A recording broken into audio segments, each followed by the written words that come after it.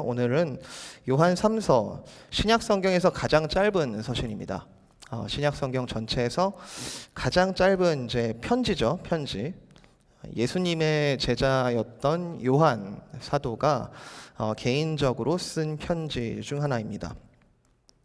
성경을 읽다 보면은 좀 이렇게 좀 구체적인 좀 이렇게 주장을 이제 잘 빌드업 해가지고 어떤 진리를 명징하게 드러내는 그런 본문들도 있지만, 사실 요한 3서 같은 경우에는 굉장히 개인적인 이런 이야기까지도 성경에 포함될 수 있을까 할 정도로 개인적인 이야기가 이렇게 포함이 되어 있는데요. 오늘은 말씀을 나눌 때 우리가 이제 개혁주의적인 또 개혁 리폼드 철치라고 우리가 부르는 개혁주의 전통 위에 서 있는데요. 우리가 개혁주의 하면은 우리는 굉장히 건전하고 안전하고 이런 어떤 하나님의 말씀을 있는 그대로 받아들이는 진영이다라고 우리는 믿고 그렇게 걸어가지만, 좀 다른 시선에서 개혁주의를 볼 때 조금 폄하하는 시선 중에 하나는 머리로만 믿는다, 좀 이렇게 깨우치는 것에만 집중하고 어떤 행하는 부분에 대해서는 굉장히 냉소적이고 좀 차갑다, 이런 좀 잘못된 비판들이 있습니다. 결코 그럴 수 없죠. 사실 하나님의 성령이 있는 사람에게는 결코 그럴 수 없는 것인데, 어떻게 보면은 개혁주의 내에서도 우리의 차가운 이성이 뜨거운 어떤 손과 발까지 가슴까지 내려가는 경우가 단절되거나 어떠한 이유에서 단절되거나, 그런 행위가 어떤 믿는 부분과 행위가 이렇게 단절되는 부분들이 우리 가운데 나타나는 것들을 종종 볼 수 있습니다. 오늘은 요한 3서를 통해서 조금 우리의 행함에 대해서 한번 좀 되짚어 봤으면 좋겠고요. 이 이야기가 요즘에 박 목사님께서 이제 말씀 전하고 계시는 고난과 영광이라는 주제와도 무관하지 않을 것이라고 생각합니다. 이 개인적인 편지가 성경으로 인정이 되었다는 것은 이런 개인적인 이야기까지, 이런 개인적인 일상까지도 하나님의 역사가 미치고 있다는 것을 의미합니다. 어려운 이야기가 아니에요.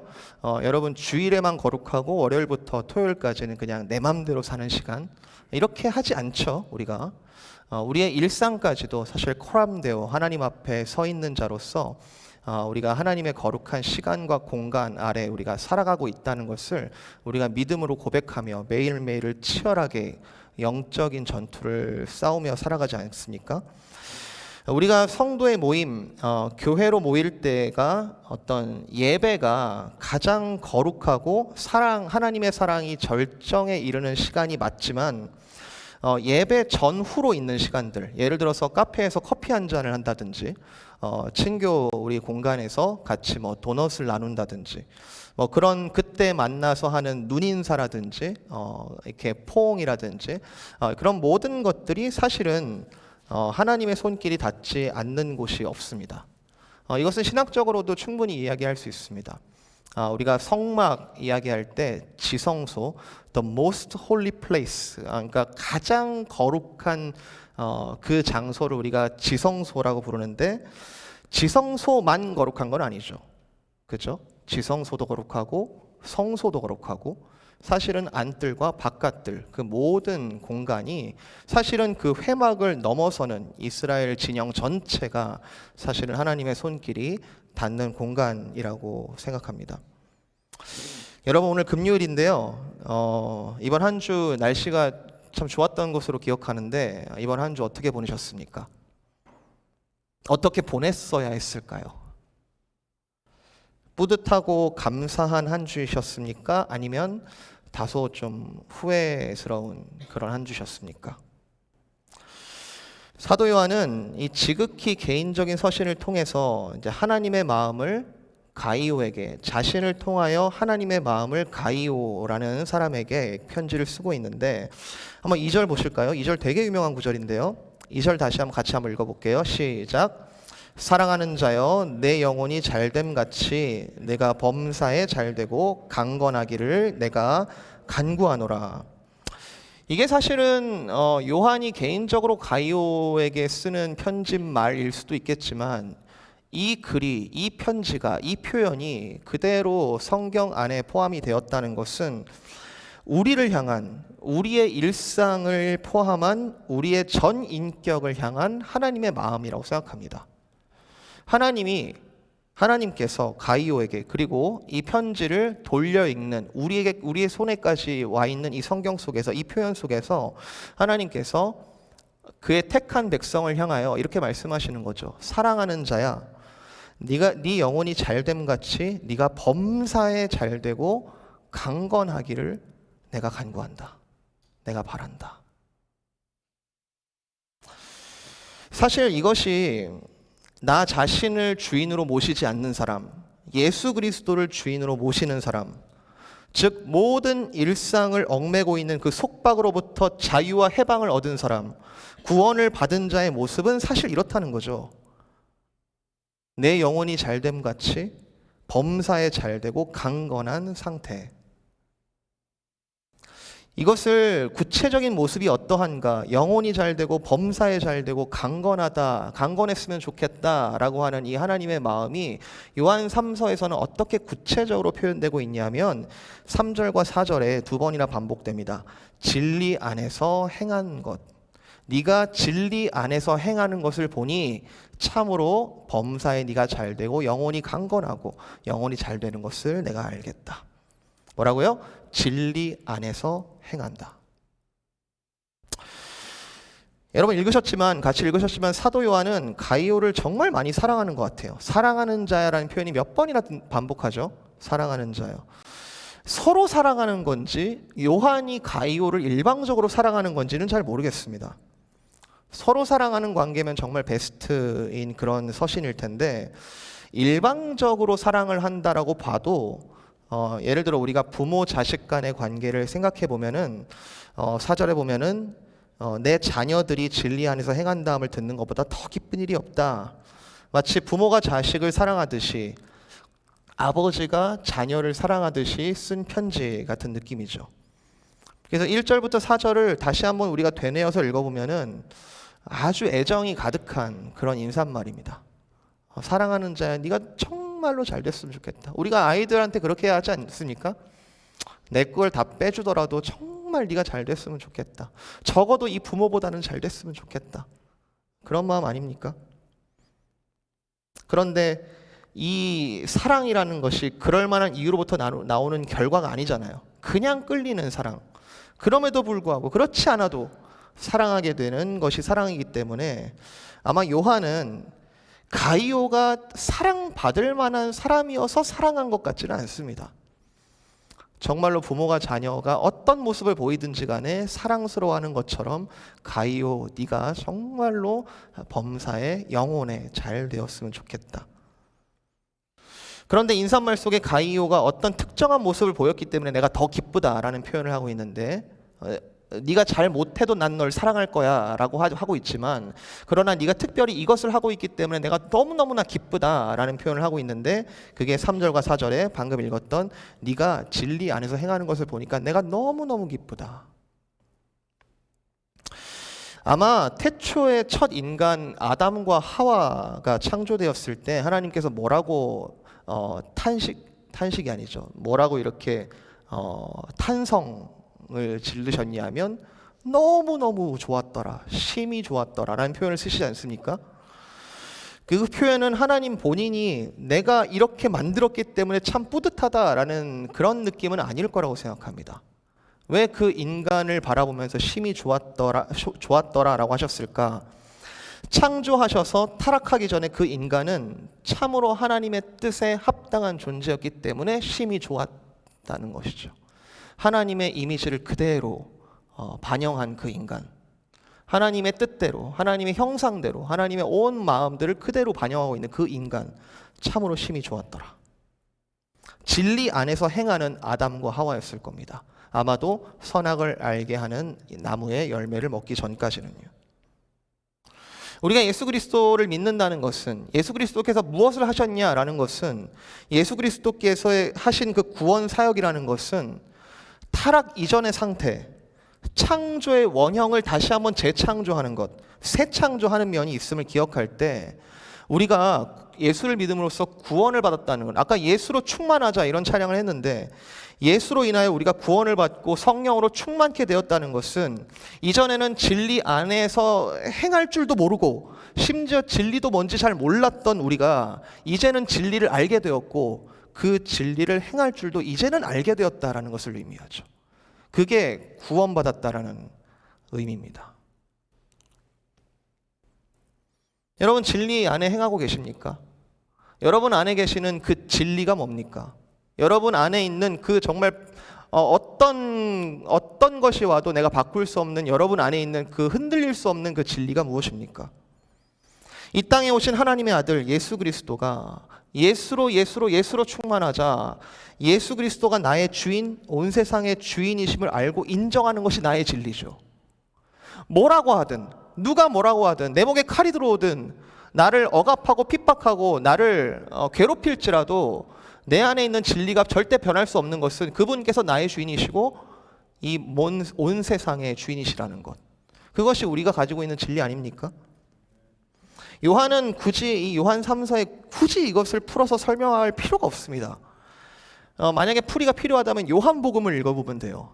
요한복음에 다 써놨으니까요. 내가 진리 안에서 행한다는 것은 내가 예수 그리스도께서 나의 주인, 온 세상의 주인이심을 알고 그 안에서 행한다는 것은 그리스도의 빛이 내 안 구석구석에 숨길 수 없이 비추어서 나의 모든 행위가 그리스도 앞에, 그리스도 안에, 그리스도를 통하여 이루어지고 있다는 실존이죠. 이게 가능할까요? 적어도 이 편지를 쓰고 있는 요한은 본인이 진리 안에서 행하기를 아마 범사에 추구했을 겁니다. 내가 먼저 진리 안에서 행하기를 원한다. 그리고 이 기쁨이 너무 커서 나의 자녀들이 진리 안에서 행하는 것을 보는 것만큼 더 기쁜 일이 없다. 이것은 어떠한 노력이라기보다는 그리스도의 진리의 빛을 눈이 부시도록 맞이한 사람이 어쩔 수 없이 변화하게 되는 삶의 형태인 것이죠.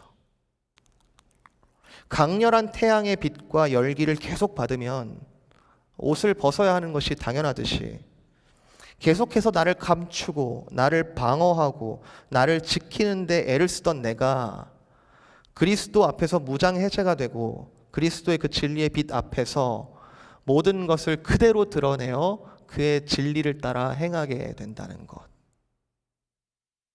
그게 예수로 충만하다라는 고백 아닐까요?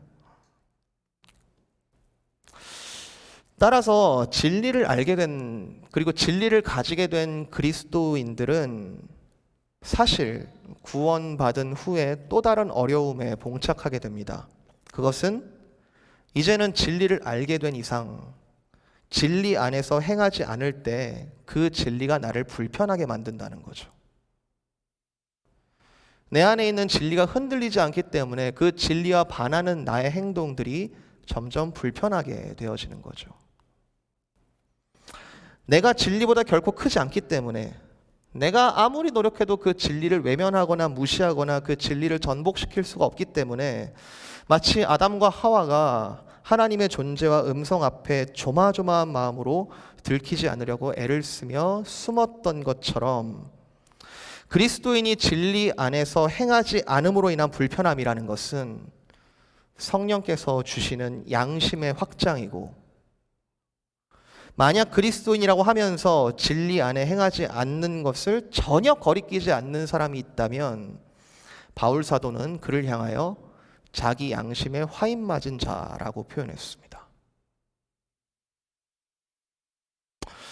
여러분 진리 앞에서 불편해 보신 적 있으시리라고 생각합니다.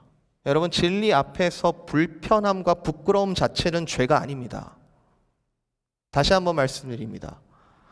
진리 앞에서 불편하거나 부끄러워하는 것은 죄가 아닙니다. 오히려 참 그리스도인이라면 진리 안에서 행하지 않음에 대한 근심, 그것은 회개를 하지 않고는 가만히 있지 못하게 만드는 것이 사실은 정상적인 크리스찬의 모습인 것이죠. 유명한 말씀입니다. 고린도 후서 7장 10절. 이건 한번 찾아볼까요? 고린도 후서 7장 10절.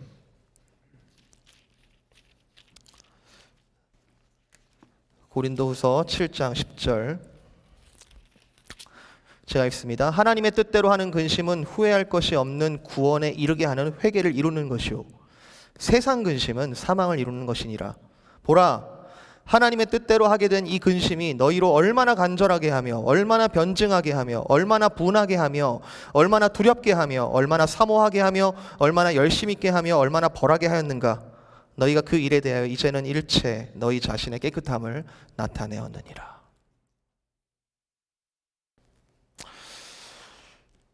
사랑하는 성도 여러분, 저는 정말로 이 말씀처럼 기쁨의 교회 모든 성도님들의 영혼이 정말 잘 되기를 바랍니다.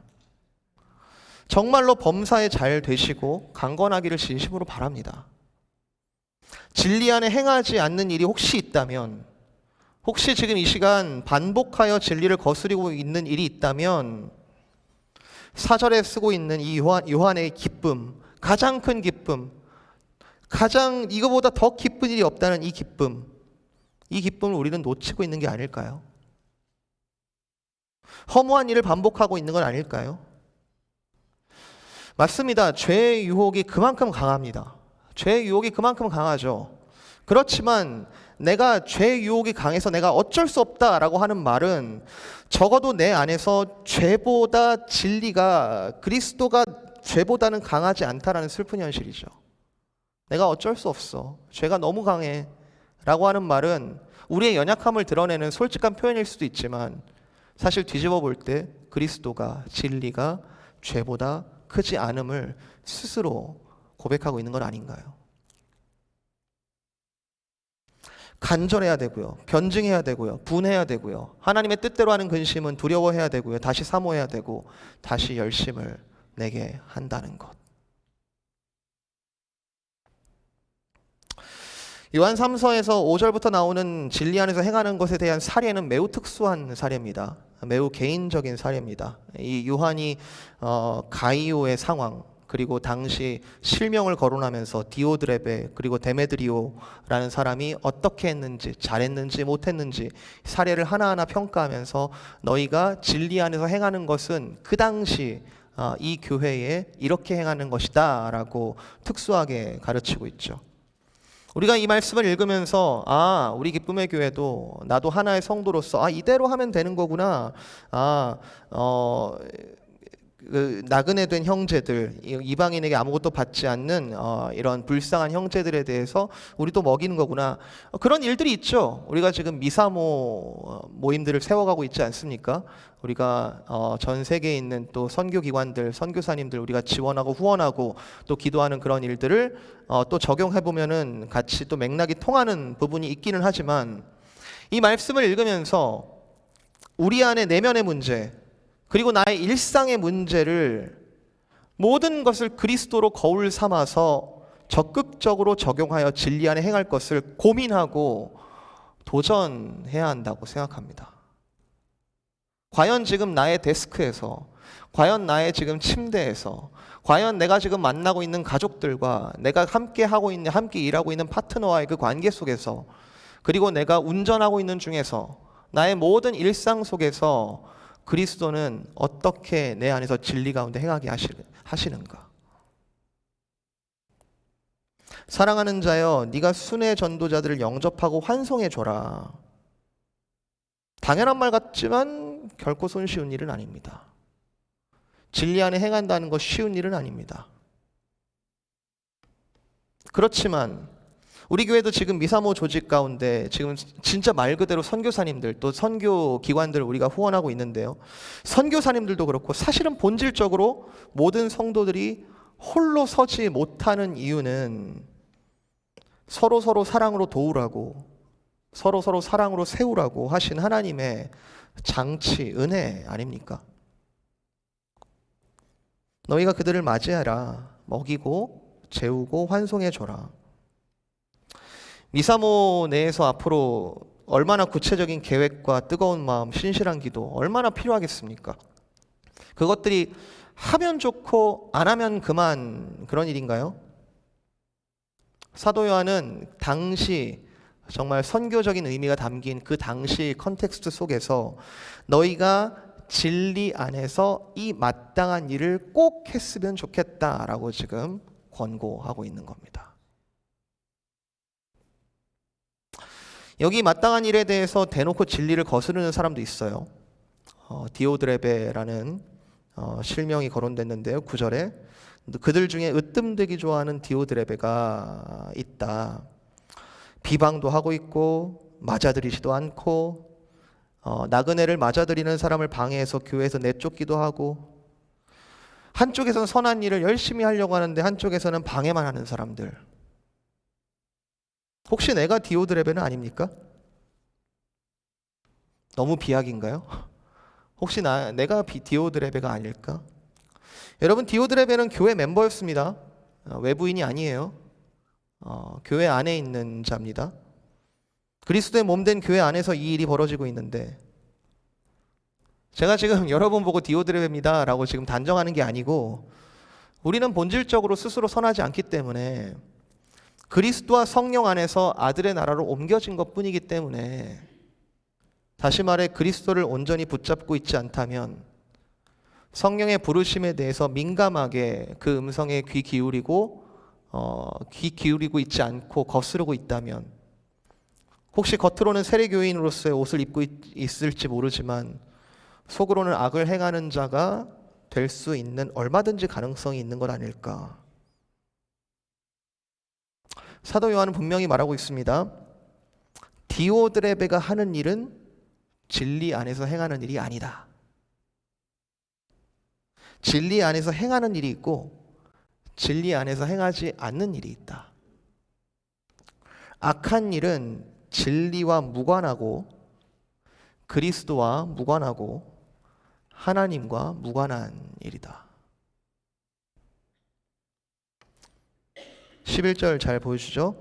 이 표현은 요한 1서에도 그대로 나오는데요. 사랑하는 자여, 악한 것을 본받지 말고 선한 것을 본받으라. 선을 행하는 자는 하나님께 속하고 악을 행하는 자는 하나님을 본 적도 없는 자다. 이쪽 아니면 저쪽. 이게 요한 서신의 특징인데요. 이쪽 아니면 저쪽. 우리의 영적인 상태는 확실한데 너희가 나와 함께 그리스도의 자녀들이 되지 않았냐. 우리의 영적인 상태는 확실한데 그 증거라는 것은 바로 진리 안에서 행하는 그 사랑이겠냐 아니겠냐. 사랑하는 성도 여러분, 어떻게 해야 될까요? 우리 이제 요한은, 그리고 요한의 펜과 요한의 글에 담긴 이 하나님의 마음은 오늘 우리가, 그러니까 너 지금 일주일 동안 금요일까지 우리가 진리 안에서 행했는지 안 했는지 하나님께서 막 평가하시고 판별하고 나누려고 이 편지를 쓰신 게 아니죠. 진리 안에서 행하는 자와 행하지 않는 자의 현실이 분명히 있다라는 것을 요한 3서가 밝혀주고 있고, 진리 안에서 행하지 않을 수 없는 성도의 현실, 만약 네가 진리 안에서 행하지 않고 있다면, 그 양심이 불편하다면, 그 양심이 부끄럽다면, 그 양심을 하나님의 뜻대로 하는 근심, 그리고 그것을 통과하여 회개 가운데 다시 마음을 깨끗이 씻고 다시 진리 안에 행하고픈 것이 바로 성도다. 그 현실을, 그 프로세스를 우리에게 개인적인 편지 속에서 보여주고 있습니다. 그러니 이는 굿뉴스죠. 우리는 진리 안에 행해야만 하고 그리고 할 수 있는 자라는 것. 이것이 바로 복음입니다. 예수 그리스도라는 진리를 만난 이상, 우리가 예수 그리스도를 정말 인격적으로 만난 이상 진리 안에 행하는 것이라는 것은 가장 쉽게는 어떤 모습일까? 예수 그리스도를 닮아가는 것이겠죠. 예수 그리스도가 했던 그 모습들, 예수 그리스도께서 하신 그 일들, 말들, 우리가 닮아가는 것이겠죠. 우리가 가지고 있는 성경 속에 어떻게 살아라, 어떻게 하는 것이 진리 안에 행하는 것이다라는 수많은 권면들이 있습니다. 어떻게 살아라. 너희가 오른밤을 맞았냐? 왼밤을 돌려대라. 겉옷을 주었느냐? 속옷까지 줘라. 오리를 갔냐? 함께 갔냐? 십리를 같이 가라. 예수님의 권면들이 복음서에 가득하고요. 그리고 사도들, 제자들의 권면들이 오늘 이 요한 3서를 포함해서 신약 성경 곳곳에 가득하지 않습니까? 구약이요? 구약도 율법이라는 초등교사의 어떤 초등의 레벨이긴 하지만 역시 우리에게 하나님의 공의와 사랑을 가르치는 도구로서 어떻게 해라, 그렇지 아니하면, 그런 도구로서 여전히 우리에게 훌륭한 말씀들입니다. 성령의 9가지 열매, 여러분 기억하시죠? 갈라디아서 5장 22절 23절, 오직 성령의 열매는 사랑과 희락과 화평과 오래 참음과 자비와 양성과 충성과 온유와 절제니 이 같은 것을 절대로 금지할 법이 없다. 성령 안에서, 진리 안에서. 하나의 진리, 삼위일체 하나님으로부터 나오는 그 하나의 진리가 9가지의 다면적인 차원으로 나타나는 것. 진리 안에서 행하는 모습들은 우리 안에 구체적으로 드러나겠지만 이 모든 것들이 성령의 9가지 열매들을 또 통과할 것입니다. 사랑으로 행했는가? 내가 오늘 기쁨으로 행했는가? 내가 오늘 화평을 이루었는가? 내가 오늘 그리스도 때문에 오래 참았는가? 내가 오늘 그리스도의 긍휼함으로 자비로웠는가? 내가 오늘 그리스도를 닮아 순수하고 착하였는가? 내가 오늘 그리스도의 신실함을 본받아 믿을만하며 충성스럽게 행했는가? 내가 오늘 관계 속에서 온유하게 대하였는가? 그리고 가장 큰 죄인 탐욕에 대하여 그리스도를 인하여 절제하며 이기었는가? 성령의 9가지 열매 속에 그 사랑이라는 것이 좀 부분처럼, 그 중에 한 가지처럼 이렇게 하나의 덕목으로 포함되지만 고린도전서 13장, 사랑장이라고 불리는 그 장에서는 사랑이라는 것이 더욱 포괄적인, 총체적인 사랑을 의미하죠.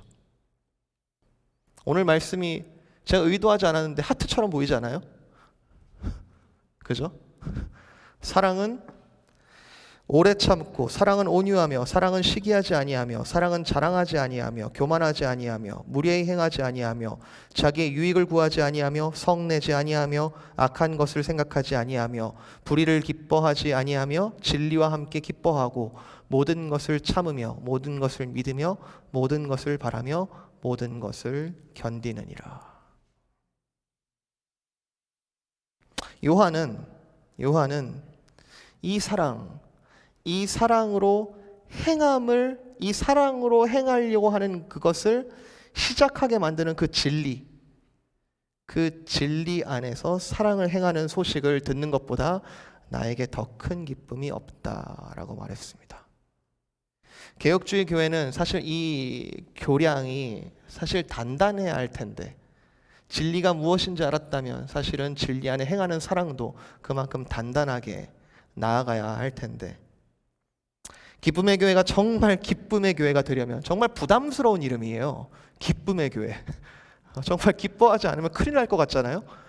기쁨의 교회가 정말 기쁨의 교회가 되려면 올바른 진리가 먼저 선포되어야 되겠고, 그리고 그 진리를 행함으로 삼는 모든 지체들이 곳곳의 부르심 속에서, 아무리 작은 빛이라도 곳곳의 부르심 속에서 빛이 날 때, 혹 이 기쁨의 교회 속에서 진리로 행하지 않는 일들이 종종 일어난다 할지라도 진리로 행하는 성숙한 그 기쁨의 성도들이 더 많아서 그 허무함을 하나씩 이겨가는, 정화시켜 나가는 교회. 그런 소식을 듣는 것보다 더 큰 기쁨이 없도다. 그 걸음 속에 우리가 지금 시리즈로 듣고 있는 고난과 영광이라는 주제도 포함될 겁니다. 진리 안에 사랑으로 행하는 그 걸음이 어떠할까? 그리스도를 따라서 자기 십자가를 지고 그 사랑의 고난을 짊어지지만, 그러나 그것이 맺는 영광의 열매가, 그리고 그 영광의 기쁨이 이 세상 어느 것도 비교할 수 없도다. 제가 오늘 머리를 잘랐는데요. 미용실에 가서 머리를 잘랐는데, 이제 미용실에서 여러 가지 이야기들을 하지 않습니까? 이제 사장님께서 자기 친구 얘기를 해주는데, 자기 친구가 차가 12대가 있대요. 차가 12대가 있어가지고 뭐 이렇게 이번에 중고차 값이 올라가지고 이번에 3대를 팔아가지고 몰기지를 다 갚았다. 너무 잘했다. 이런 얘기를 듣고 있는데 제가 공감이 안 되는 거예요. 12대를 가져본 적이 없으니까. 12대 있으면 저는 그거 메인터넌스 하느라고 되게 힘들 것 같은데. 근데 문득 이 말씀을 준비하면서 이런 생각이 들었습니다. 너무너무 기쁘게 이야기를 하고 계시고 저는 본 적도 없는 그분, 12대를 갖고 계시는 그분이 얼마나 기뻐할지 아무리 상상을 해보려고 해도 그게 제일 기쁜 일일까? 또 계속 기쁜 일을 또 계속 찾아가지 않을까? 계속 전도서가 말하는 내가 이 세상에서 모든 것을 다 해보았는데 참으로 허무하다. 그럼 가장 큰 기쁨이 뭘까? 근데 요한3서가 너무 심플하게 이야기하고 계시죠. 진리 안에서 행하는 것을 듣는 것보다 나에게 더 큰 기쁨이 없도다. 오늘 이 시간 우리 찬양팀 나오시고요. 함께 기도했으면 좋겠습니다. 주님께서는 본질적으로 우리에게 우리가 원하는 기쁨을 주시려고 하시지 않는 것 같습니다. 그것이 아니라 주님께서는 진리와는 도무지 상관이 없는 온갖 죄의 허무함으로부터 우리를 진정한 기쁨의 자리로 다시 초대하신다라고 생각합니다. 이 시간 함께 기도로 나아갈 때요, 주님, 죄의 침투로 인한 나의 낙심과 나의 무감각과 나의 타협과 그로 인하여 잃어버린 크나큰 기쁨을 주님 다시 사모합니다. 하나님의 뜻대로 하는 근심 앞에 내가 직면하게 하시옵소서. 그리스도의 십자가는 이기지 못하는 것이 없고 만물을 새롭게 하실 수 있는 능력이 있사오니 지금 이 시간 나의 머리부터 발끝까지 온 몸이 그리스도로 깨끗하게 하여 주시고 성령의 음성이 처음에는 두려울지언정 그 음성을 듣는 것이 나의 가장 큰 기쁨, 그 음성대로 행하는 것이 나의 가장 큰 사모함이 되게 해달라고 이 시간 함께 말씀을 기억하며 함께 기도하겠습니다.